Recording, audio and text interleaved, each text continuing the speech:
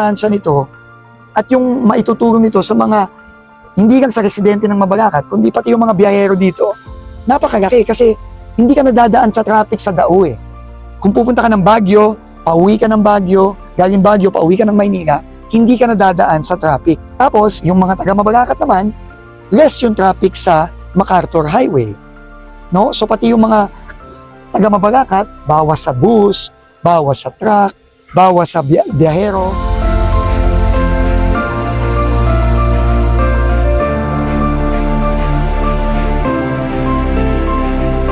Presidente gusto nang makialam ang LGU, lahat ng mga problema na hindi tapos, kung right of way, kung ano man ang problema, makakatulong ang provincial government. Pero ngayon, dahil nandito si Secretary Vince, nagpapasalamat kami, lahat ng mga hindi natapos na project ng 5 taon, 6 na taon, 8 taon, 10 taon, ngayon tinutuloy niya kasi kailangan talaga ng province sa Pampanga.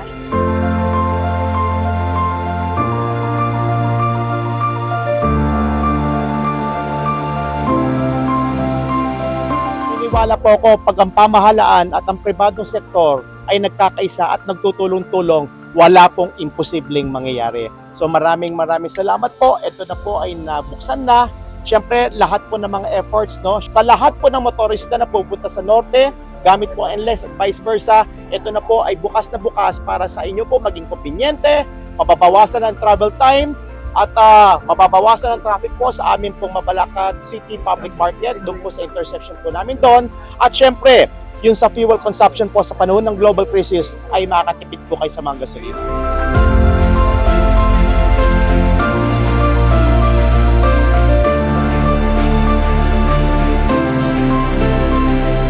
Napakasarap po ng pakiramdam namin na nakatulong tayo sa ating mga motorista para po sa ikabibilis ng biyahe, sa safe at convenient ng ating mga motorista.